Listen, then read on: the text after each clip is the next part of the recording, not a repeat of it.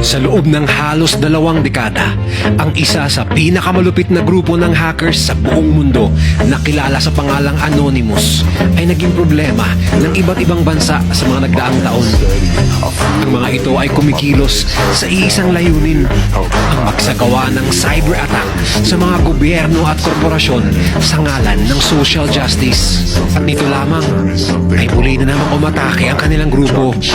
At hindi lang basta-basta ang bansang kanilang pinasok, dahil ang gobyerno na kanilang kinalaban ngayon ay ang isa sa mga gobyerno na kinatatakutan ng iba pang mga bansa, ang gobyerno ng Russia. Once I got this, I will not quit. Man, I'm on it, honest. I'm gonna launch quick, then I'm gone. It's just a matter of time before I'm over the prime and moving under my prime. Just quit my 9 to 5. I'm rocking, they watching, cause it's shocking.